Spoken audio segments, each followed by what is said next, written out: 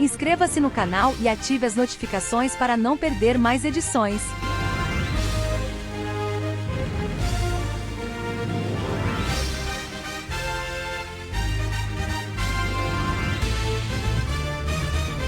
A polícia de São Paulo fez hoje uma operação para localizar celulares roubados e apreendeu 10.500 aparelhos. Quase 3.000 policiais foram às ruas hoje de manhã para vistoriar lojas e endereços suspeitos de vender celulares roubados e furtados. A operação Big Mobile é resultado de um trabalho de inteligência que analisou cerca de 1.500 boletins de ocorrência registrados de janeiro até o dia 26 de fevereiro na capital paulista. Nesses registros, as vítimas indicavam, pelo sistema de geolocalização, para onde os aparelhos tinham sido levados. Os investigadores perceberam que a maior parte dos celulares se concentrava em 3 regiões da capital: os bairros da República e do Glicério, no centro, e a favela de Paraisópolis, na zona sul da cidade. Pelo sistema de geolocalização dos celulares, a polícia também conseguiu saber o ponto exato onde muitos dos aparelhos estavam escondidos. Era num prédio residencial, aqui na rua Guaianazes, no centro de São Paulo. Mas mesmo com essa informação, os policiais não conseguiram recuperar todos os celulares. É que no endereço moram centenas de pessoas e para conseguir entrar, a polícia precisaria de uma ordem judicial que indicasse em qual apartamento as buscas seriam feitas. Uma informação que nem os celulares mais modernos são capazes de fornecer. O chefe da Polícia Civil de São Paulo disse que situações como essa se repetem em outros pontos da cidade e que isso dificulta o combate aos receptadores. Vez por outra conseguimos mandados de busca coletivos, mas é um pouco mais difícil, nós temos que individualizar o local. No centro especificamente, a gente detectou um comércio muito grande, tanto de peças como dos próprios aparelhos, que vez por outra também são levados para o exterior, para que possam vender peças no exterior ou mesmo desbloqueá-los e utilizá-los. O Davi conseguiu rastrear o celular que os bandidos roubaram em janeiro. Avisou a polícia, mas até hoje não recuperou o aparelho. Fica uma sensação de impotência, porque assim, nós trabalhamos, pagamos nossos impostos, a gente faz a nossa parte como cidadão e simplesmente a gente se sente impotente como se não tivesse forças para nada. Eu me sinto uma pessoa lesada e tenho certeza que não é só eu. Só em janeiro deste ano, a polícia de São Paulo registrou 22.000 furtos e roubos de celulares no estado, média de 30 por hora. Para tentar impedir a ação dos ladrões, policiais fantasiados de super-heróis se infiltraram entre os foliões que curtiram os desfiles de blocos antes, durante e depois do carnaval. Conseguiram prender 24 pessoas em flagrante e ainda recuperaram 89 aparelhos roubados.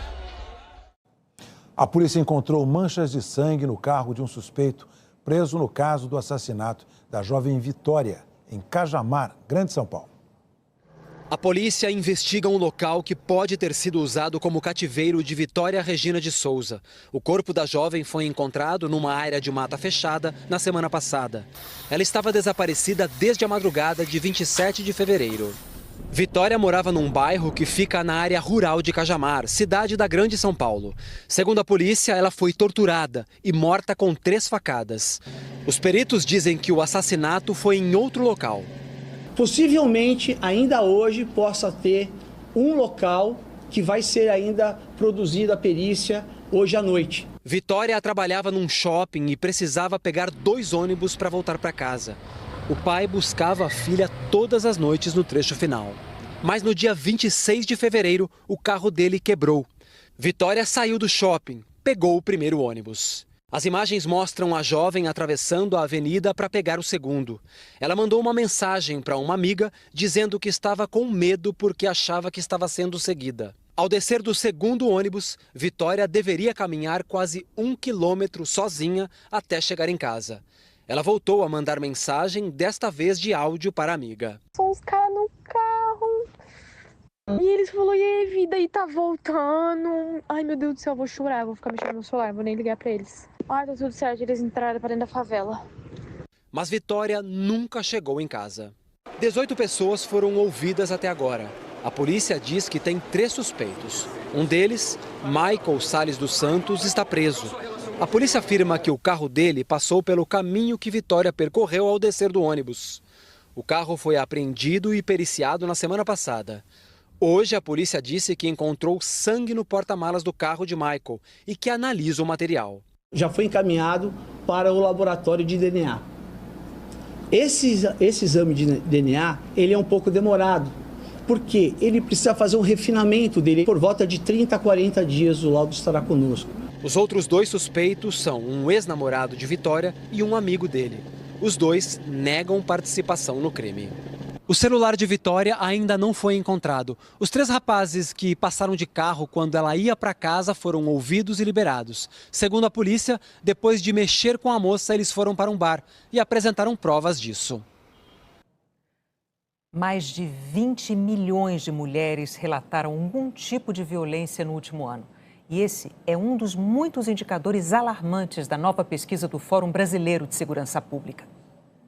Essa mulher mudou de cidade para sobreviver. Ela apanhou tanto do pai do primeiro filho que foi parar no hospital. E ele na cadeia. Ele me agrediu muito, ele me jogava no chão, me arrastava no asfalto. E ele me bateu até na frente do meu filho. Tá? E eu parei no hospital, perdi meu emprego devido a tanta agressão. Quase 6 anos depois, decidiu começar outro relacionamento.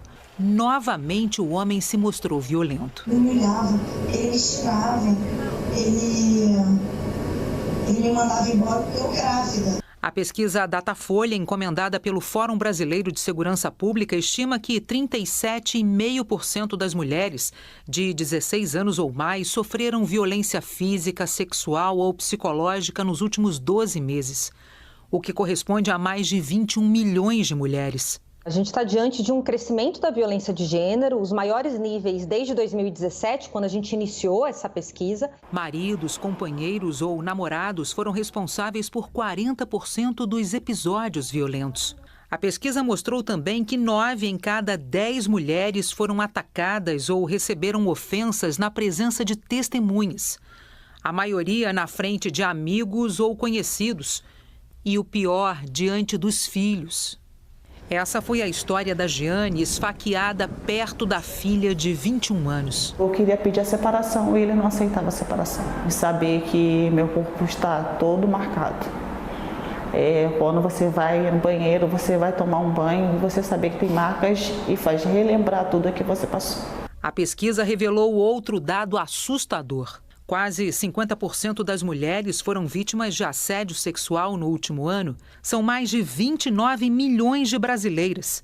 Também o maior número desde o início da série histórica em 2017. O crime de stalking está entre os casos de assédio. 8,5 milhões de mulheres foram ameaçadas e perseguidas repetidas vezes, até mesmo de forma virtual, o que restringiu a liberdade de muitas brasileiras por medo. E pela primeira vez, a pesquisa verificou quem teve a intimidade exposta de forma indevida. Mais de 1,5 milhão de mulheres foram vítimas de vazamentos de fotos e vídeos íntimos. A pesquisa constatou também que a maioria das vítimas ficou em silêncio. Denúncias de assédio e violência ainda são deixadas de lado.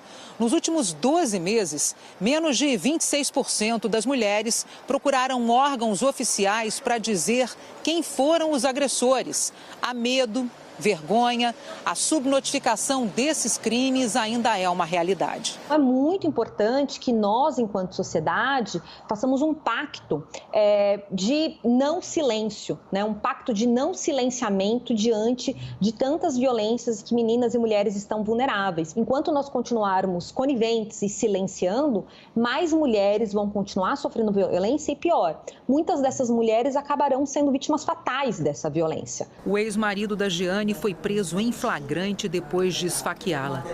Ela pede que as vítimas não se calem. Que não aceite passar por tudo isso. Nem que aceita ser xingada, que não aceita ser ameaçada. Que se cuide para não chegar onde eu cheguei. Uma fiscalização da Anvisa interditou 6 clínicas de estética em 4 estados e no Distrito Federal. Os fiscais encontraram produtos sem registro, vencidos e outros casos graves. A Isadora queria se livrar das cicatrizes de acne, mas acabou sofrendo queimaduras graves depois de fazer um peeling, procedimento para descamar a pele. Eu vou precisar usar essa máscara de compressão por pelo menos 6 meses. Provavelmente precisarei fazer outros procedimentos, como enxerto de gordura, laser e até talvez uma remoção cirúrgica de cicatrizes, dependendo de como seja a minha evolução. Essa mulher, que tem vergonha de mostrar o rosto, procurou a delegacia depois de passar por uma rinomodelação, procedimento para mudar o formato do nariz sem a necessidade de cirurgia. Tô com dor no nariz, tá sendo secreção, muito inchaço todo dia. Não sei o que vai ser de agora para frente, se vai necrosar meu nariz ou não. Mais de 60% das denúncias que chegam à Agência Nacional de Vigilância Sanitária são relacionadas a procedimentos estéticos mal-sucedidos.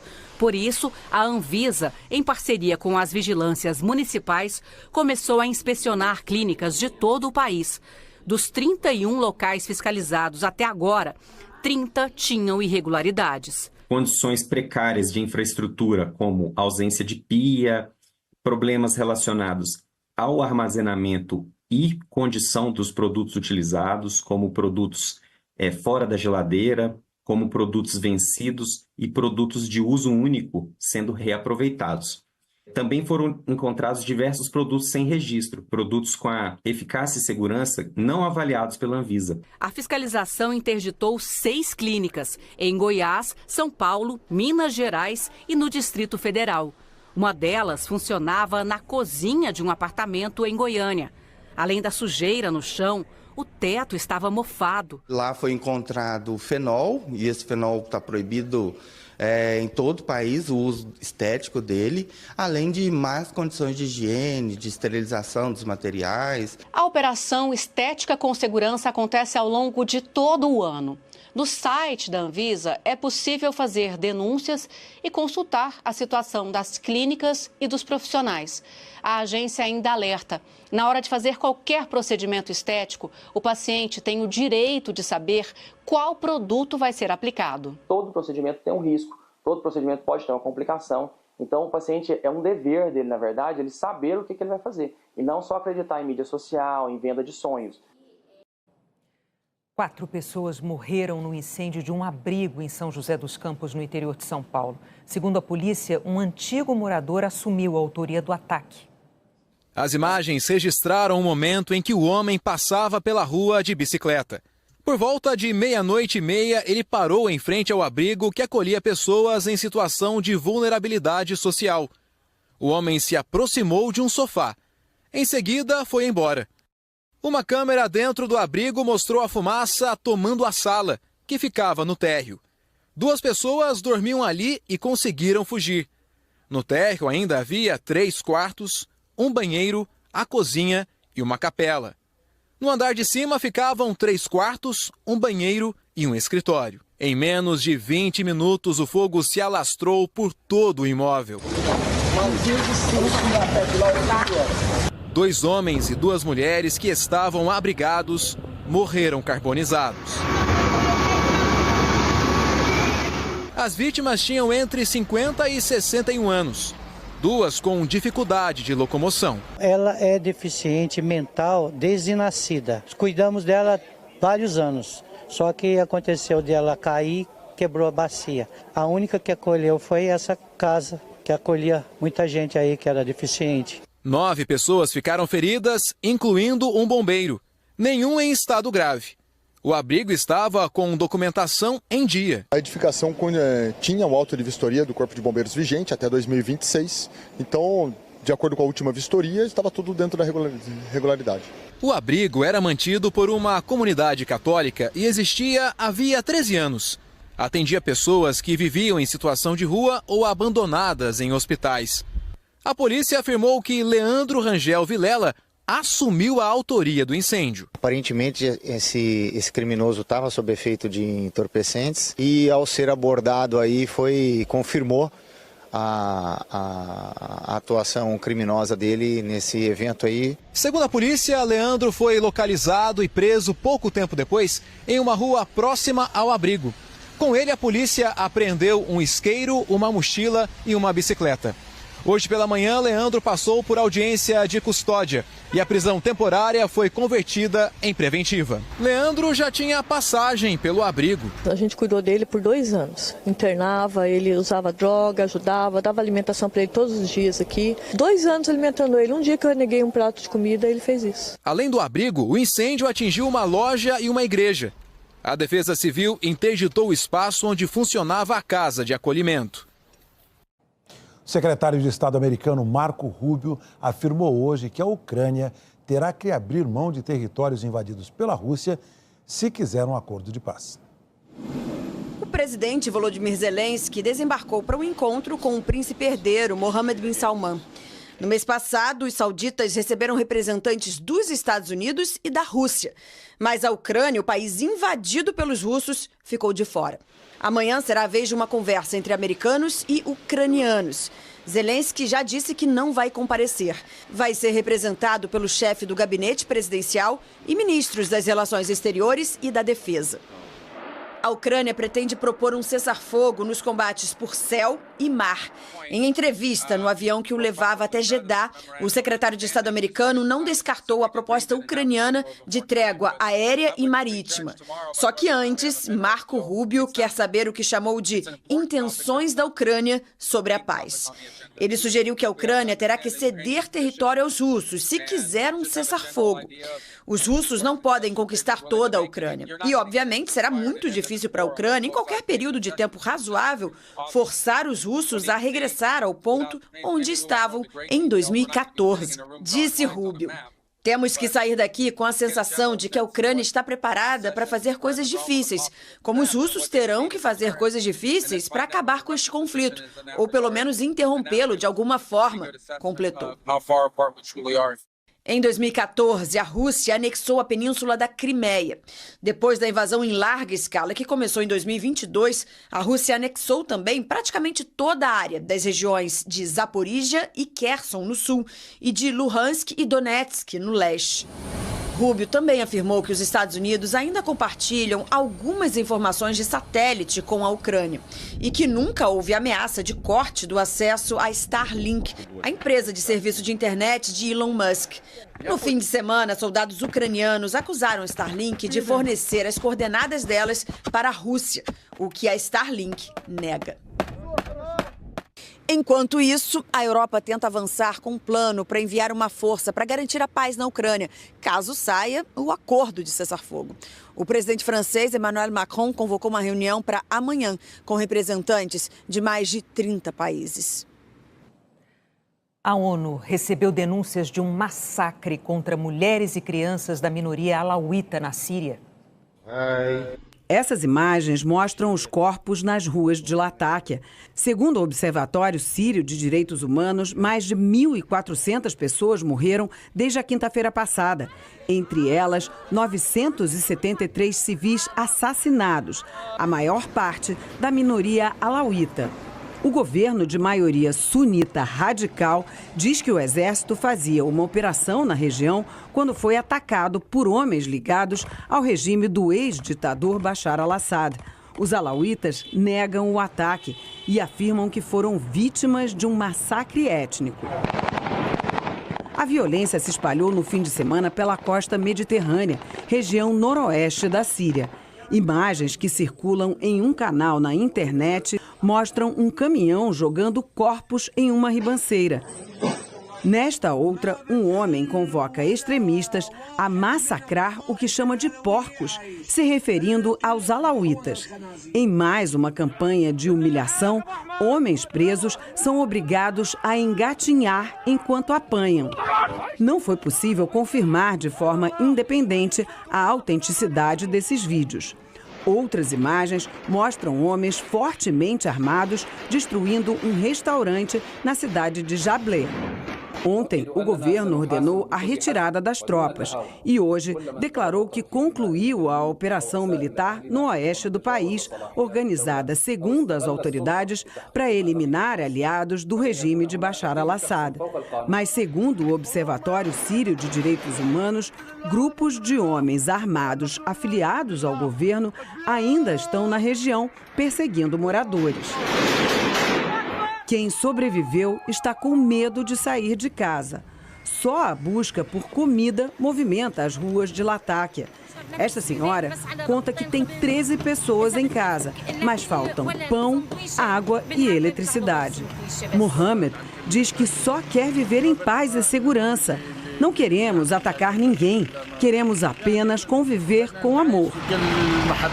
Desde dezembro, a Síria é governada por Ahmed al-Shara, presidente interino do país e chefe do grupo HTS, que depôs o ditador Bashar al-Assad. O grupo já foi ligado a 2 organizações terroristas, a Al-Qaeda e a Frente al-Nusra. Os alauítas são uma minoria muçulmana que corresponde a 10% da população síria. A família de Bashar al-Assad seguia a linha alauíta. Em entrevista à agência de notícias Reuters, o presidente interino afirmou hoje que aliados do ex-ditador e agentes estrangeiros iniciaram a onda de violência e disse que a morte de centenas de alauítas ameaça o que chamou de missão de unificar o país. A Síria é um Estado de direito e a lei seguirá seu curso. Não aceitamos que nenhum sangue seja derramado injustamente ou que isso fique impune. O pesquisador de Harvard e especialista em Oriente Médio, Hussein Kalut, avalia que as minorias étnicas e religiosas da Síria não estarão seguras. Trata-se de um governo de terroristas. O atual governo na Síria é um governo de terroristas ligados ao ISIS, ao Frente al-Nusra e à Al-Qaeda. É disso que nós estamos tratando hoje. Não é um governo de pessoas com passado revolucionário democrático. Essas pessoas exerceram uma política de limpeza étnica no passado e hoje estão exercendo essa mesma prática de limpeza étnica. Elas não estão preocupadas nem em pacificar a Síria e muito menos em proteger a minoria ou o direito das minorias. O Conselho de Segurança da ONU se reuniu hoje a portas fechadas para discutir a situação na Síria. O secretário-geral das Nações Unidas, Antônio Guterres, pediu a proteção dos civis. Disse que o banho de sangue na Síria deve parar imediatamente e que os responsáveis devem ser punidos. Em nota, o Ministério das Relações Exteriores declarou que o Brasil expressa repúdio à violência na Síria, sobretudo contra civis, e reitera a posição em favor de uma transição política pacífica e inclusiva. O Itamaraty recomendou que brasileiros deixem o país. Um navio cargueiro de Portugal e um navio-tanque americano bateram hoje de manhã no Mar do Norte, na costa leste da Inglaterra. As 2 embarcações pegaram fogo. Um tripulante está desaparecido. 36 foram resgatados em segurança. Autoridades confirmaram que a carga de combustível para a aviação vazou no mar. Ainda não se sabe o tamanho do impacto ambiental. A seguir, o Vaticano dá a melhor notícia sobre a saúde do Papa em 25 dias de internação. O Vaticano informou hoje que o estado de saúde do Papa Francisco melhorou e que a medicação contra a pneumonia está funcionando.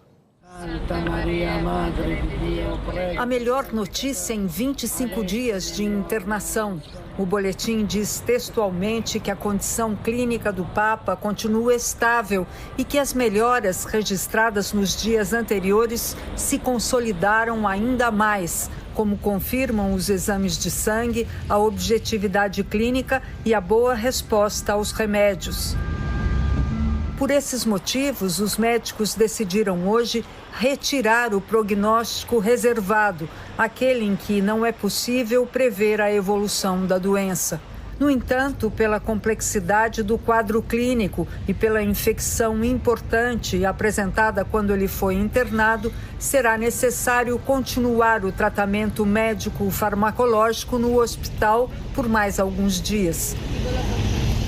Nesta manhã, o Papa pôde acompanhar as orações da Quaresma realizadas pelos cardeais da Cúria Romana em conexão com a Sala Paulo VI.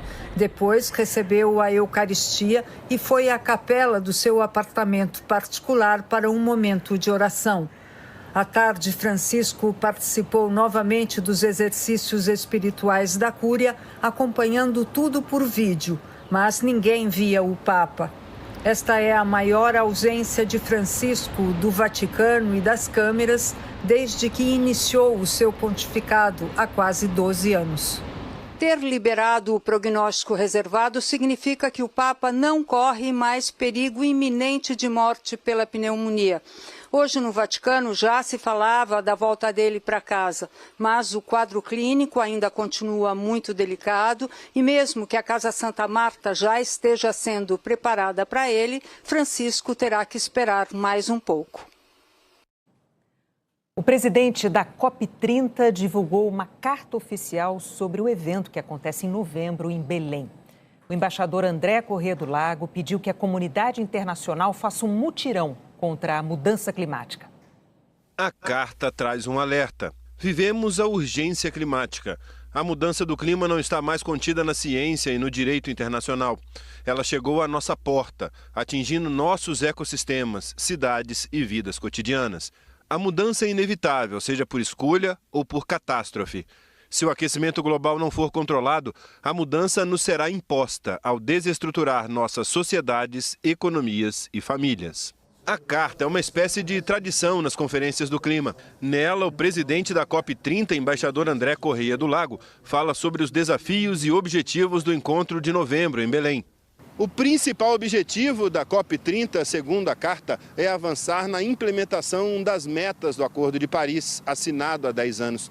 Entre elas, a de reduzir a emissão de gases de efeito estufa e limitar o aumento da temperatura média global a 1,5 graus.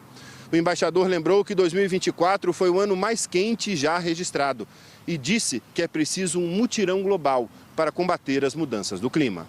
O embaixador reconheceu o impacto da saída dos Estados Unidos do Acordo de Paris, mas destacou que muitas empresas e grande parte da sociedade americana estão dispostos a manter os compromissos assumidos. Não há a menor dúvida que a saída dos Estados Unidos enfraquece o multilateralismo, mas eu acho que a esmagadora maioria dos países do mundo ainda acha que o multilateralismo é o caminho para nós encontrarmos soluções que todos possam acompanhar. Ainda mais no tema de mudança do clima, porque o tema de mudança do clima é um dos poucos temas globais, né? No sentido de o que você faz num lugar tem um impacto sobre todo o resto do mundo. O presidente da COP também afirmou que um dos maiores desafios para a conferência no Brasil será mobilizar mais recursos para o combate às mudanças do clima. No acordo fechado na última conferência no Azerbaijão, ano passado, as superpotências se comprometeram a empregar 300 bilhões de dólares por ano para ajudar países mais vulneráveis às mudanças climáticas, menos de 25% do valor inicial pedido.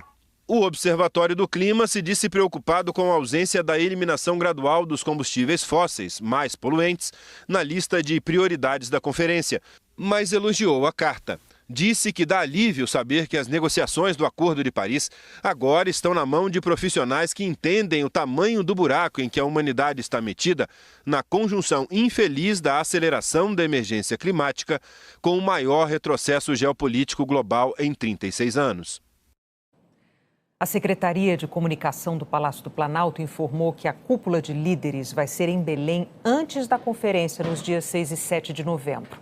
A COP30 começa em 10 de novembro, também em Belém. Em Salvador, materiais descartados no carnaval estão se transformando em oportunidade. Os foliões que se espremem nas ruas deixam pelo caminho toneladas de lixo. E atrás deles vem uma turma que troca a festa pela sobrevivência. O Nilson faz parte desse bloco. Vem com um saquinho de gelo, já tem o saquinho de gelo, já vai amassando, já vai guardando. Pra quando você for vender logo uma quantidade boa, entendeu?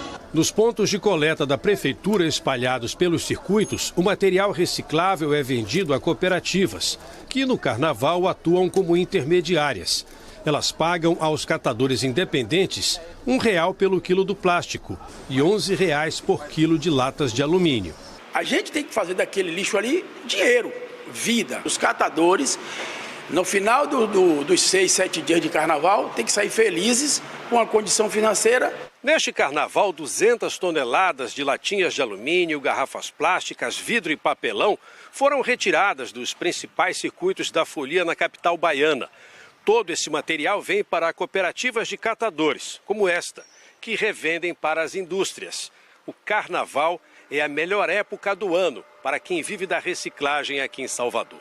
Esta cooperativa garante o sustento de 22 famílias. Nosso faturamento aumenta de 60% a 70%. A gente teria que trabalhar uns 6 a 7 meses para ter essa quantidade de materiais que a gente recicla no carnaval. Só este camarote destina 25 toneladas de material para reciclagem. A lona da decoração se transforma em sacolas. A Cláudia é costureira, mas trabalha com outra matéria-prima que vem da folia, retalhos de abadás, as camisas usadas pelos foliões. Neste projeto, os restos de tecido vão virar mochilas, que serão doadas a alunos da rede pública. Vai ser muito importante, até mesmo porque eu posso estar abrindo portas para outras pessoas da comunidade estar me auxiliando nesse projeto. Os retalhos também podem originar chaveiros, brincos e até suportes para plantas. Este outro projeto da Secretaria Estadual do Trabalho oferece oportunidade para as artesãs aumentarem a renda. Mas a Neide não está aqui só por isso. Foi o fato de reaproveitar e não descartar esse material têxtil no meio ambiente. A seguir, o temor de uma recessão nos Estados Unidos provoca queda nos mercados globais. A Superliga de Vôlei tem jogadores mais experientes nessa temporada. O temor de uma recessão na economia americana derrubou os principais índices do mercado financeiro nesta segunda-feira. Foi uma entrevista de Donald Trump transmitida pela rede americana Fox News no domingo que derrubou os mercados na segunda-feira, segundo os especialistas. O presidente americano não quis descartar a possibilidade de aumento da inflação e até de recessão nos Estados Unidos por causa da política tarifária implementada pelo governo dele. A declaração do presidente americano despertou mais temor num mercado que já andava nervoso com o fim dos cortes nos juros nos Estados Unidos e até a possibilidade de aumento na taxa. Na entrevista, Trump disse que as tarifas de importação mais altas vão proteger e estimular a indústria americana, mas que isso só deve acontecer a longo prazo. O economista André Perfeito explica o movimento dos mercados hoje. A fala de Trump, ela reforça o que já tinha alguns bons motivos para a gente acreditar, que tem a ver com a taxa de juros. A questão que o mercado está vendo, essa alta dos juros somada a uma política industrial dos Estados Unidos, alguns diriam fiscal, que tende a trazer mais aceleração econômica. E quando o presidente vem em público e fala, não, verdade, deve ter uma recessão, isso é a senha que precisa para ter realizações fortes no mercado de capital. Trump prometia o aumento das tarifas desde a campanha presidencial e anunciou medidas contra parceiros comerciais importantes, como Canadá e México. Apesar de alguns adiamentos, nunca desistiu da ideia. Os principais índices das bolsas de valores americanas fecharam com quedas expressivas. A Nasdaq, que abriga muitas empresas de tecnologia, caiu 4%. E o que acontece na maior economia do mundo logo tem reflexos em outros cantos. No Brasil, o Ibovespa caiu 0,41% e o dólar comercial subiu mais de 1%. A moeda americana vale agora R$ 5,85. Não é exatamente porque os Estados Unidos está piorando muito mais forte que isso vai se traduzir necessariamente numa piora de todas as economias ao redor. Pelo contrário, você pode ter grandes oportunidades justamente por conta da guerra comercial de Donald Trump. O que o Trump está fazendo é reembaralhando o baralho do comércio global. E países como o Brasil, na minha opinião, podem se beneficiar desse processo. Tomaram posse em Brasília os ministros Alexandre Padilha, da Saúde, e Gleice Hoffmann, das Relações Institucionais. A ministra que saiu foi a primeira a falar. Nízia Trindade disse, sem citar nomes, que sofreu preconceito por ser mulher. Não posso esquecer que durante os 25 meses em que fui ministra, uma campanha sistemática e misógina ocorreu de desvalorização do meu trabalho, da minha capacidade e da minha idoneidade. Não é possível e não aceito, e acho que não devemos aceitar como natural o comportamento político dessa natureza. O substituto de Nise no Ministério da Saúde é Alexandre Padilha, que deixou a Secretaria de Relações Institucionais para Gleisi Hoffmann.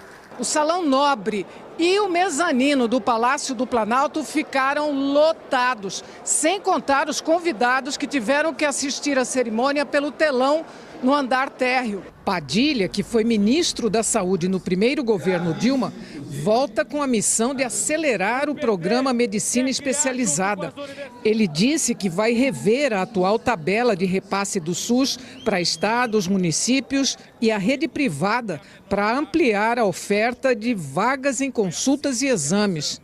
Queremos um novo modelo de remuneração que sinalize aos estados, aos municípios, às santas casas, aos serviços privados, que pagaremos mais e melhor para o atendimento especializado que aconteça no tempo correto.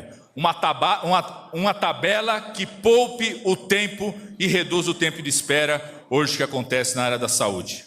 A nova ministra, responsável pela articulação do governo com o Congresso, prometeu cumprir acordos com os parlamentares. Gleisi Hoffmann, que criticou medidas econômicas nos últimos 2 anos, hoje acenou para o ministro da Fazenda, Fernando Haddad. Tenho plena consciência do meu papel, que é da articulação política. Eu estarei aqui, ministro Fernando Haddad, para ajudar na consolidação das pautas econômicas desse governo. As pautas que você conduz e que estão colocando novamente o Brasil na rota do emprego, do crescimento e da renda. Um incêndio atingiu uma área de mata no Rio de Janeiro. A região é de difícil acesso e fica perto de 2 comunidades. Não há informação sobre feridos. Em alguns pontos da capital, não chove há cerca de 1 mês e o tempo seco aumenta o risco de queimadas. O principal rio do Acre transbordou por causa das chuvas intensas nos últimos dias. 10 bairros de Rio Branco ficaram alagados. 300 famílias estão abrigadas em escolas. Em Cruzeiro do Sul, o rio Juruá também transbordou. No ano passado, o Acre enfrentou uma das piores secas da história. Vamos ver agora como fica o tempo amanhã em todo o Brasil. Boa noite, Eliana. Boa noite, Renata, Heraldo, e para você. A previsão é de uma semana com muita chuva na região norte, principalmente nos tons de rosa e roxo, em Roraima, no Amazonas e no Acre. Também onde está azul escuro, no Amapá, norte do Pará e em Rondônia. Em Porto Velho, o Rio Madeira está com 15 metros e 40 centímetros. Faltam 1,60 m para atingir esta cota de inundação. A subida está lenta, segundo o Serviço Geológico do Brasil, e depende das chuvas na cabeceira da bacia, na Bolívia. Em solo brasileiro, os temporais são esperados no oeste do Acre, em grande parte do Amazonas e de Roraima, no norte do Tocantins, no Maranhão, no norte do Piauí e do Ceará, e do sul de Mato Grosso ao oeste de Santa Catarina até o sul de Minas Gerais, passando pelo leste do Paraná, de São Paulo e pela região serrana do Rio de Janeiro. Nestas áreas, temos 7 capitais. São Luís, que pode registrar 70 milímetros de chuva. Fortaleza, Teresina e Manaus, com 30 milímetros. Campo Grande, São Paulo e Curitiba, com 25, também devem ter pancadas fortes. Em São Paulo e Curitiba, o motivo é uma frente fria. Ela provocou grandes volumes de chuva e ventos no Rio Grande do Sul e em Santa Catarina no fim de semana. À medida que a frente fria avançar, também poderá espalhar instabilidades pela cidade do Rio, que ainda deve ser a capital mais quente do país, com 36 graus. Seguida de Vitória com 35 e de Goiânia com 34. Em Salvador e no Recife, 32, em São Paulo, 30, em Palmas, Campo Grande e Porto Alegre, 28 graus. Na maior parte do Rio Grande do Sul, o sol predomina, assim como no centro-oeste de Santa Catarina, no Espírito Santo, leste de Minas Gerais e no litoral sul da Bahia. De Salvador a Natal e do centro-oeste ao interior paulista, possibilidade de pancadas de chuva isoladas. Vamos falar agora de frio. Faltam 10 dias para o outono começar e as manhãs já estão mais frias. Em Bom Jesus e Urupema, nas serras gaúcha e catarinense, por exemplo. Amanhã o dia começa com uns 14 graus. E até sexta-feira amanhece com 12 em Bom Jesus e com 10 graus em Urupema. Renata Heraldo. Obrigada, Eliana. A temporada atual da Superliga de Vôlei está mostrando que os cuidados dentro e fora da quadra podem aumentar a duração das carreiras dos atletas. No início dessa caminhada, era impossível pensar em seguir no esporte por tanto tempo. Era muito difícil ver algum jogador com mais de 35 anos jogando, né? Pois Éder Carboneira conseguiu ir muito além. Ele é o líder do atual campeão da Superliga, o SESI Bauru. E divide o dia a dia dos treinos com atletas que não eram nascidos quando ele já atuava como profissional. Éder não está só. Ele é mais um rosto por trás de uma estatística marcante. Na atual temporada da Superliga, somando homens e mulheres, 20 atletas têm 40 anos ou mais, um recorde histórico. A idade é só um papel e o que importa mesmo é a sua dedicação e a forma como você se cuida e como você lida no dia a dia. Esses atletas veteranos não são imunes à passagem do tempo. Eles percebem que alguns movimentos não saem mais como antes. A diferença está em como se adaptam e se preparam para que essa situação não limite a carreira atlética. 10 anos atrás, por exemplo, Éder chegava a fazer uma média de 180 saltos por treino. Hoje, membros da comissão técnica ficam lá, atentos, anotando todas as vezes em que ele sai do chão. Quando chega perto dos 100 saltos, hora de parar. A ideia é evitar lesões. Não estou saltando mais tanto, mas eu posso dar um golpe para cá, um golpe para lá, consigo ler o bloqueio um pouco mais, então a experiência ajuda muito a compensar essa perda que tem em função da idade, em função da nossa fisiologia. Carol Gataz seguiu a mesma receita. Para continuar atuando em alto nível no Praia Clube, ela passou a treinar com mais inteligência, controlando o tempo e a intensidade das ações. E os cuidados fora de quadra aumentaram. Eu sigo uma dieta balanceada. O sono, obviamente, a gente tem que descansar muito mais, ou seja, não só à noite, mas entre um período de treino e outro, de pouquinho em pouquinho. Eu às vezes falo assim, poxa, um pequeno hábito que a gente muda e que a gente melhora, faz total diferença aí no montante final, que é continuar jogando. Quem testemunhou cada passo dessa evolução acredita que veremos cada vez mais casos de longevidade esportiva. José Roberto Guimarães é treinador há mais de 3 décadas e comandou nossas seleções masculina e feminina em 5 medalhas olímpicas. Hoje o atleta ele parte muito do princípio de que a carreira não vai ser uma carreira de 15 anos, 16 anos, que ela pode ser muito mais longeva. Hoje a gente tem aí jogadoras com quase 28 anos de carreira e jogando no altíssimo nível. Então isso é muito legal, acho que é um avanço em todos os sentidos, né? Da ciência no esporte e das preocupações do próprio atleta com o próprio corpo. Cabe ao público, então, apreciar esses novos tempos. Afinal, não há nada mais moderno no vôlei de hoje do que envelhecer em grande estilo. O Jornal da Globo é depois de Falas Femininas. Boa noite para você. Boa noite, até amanhã. Inscreva-se no canal e ative as notificações para não perder mais edições.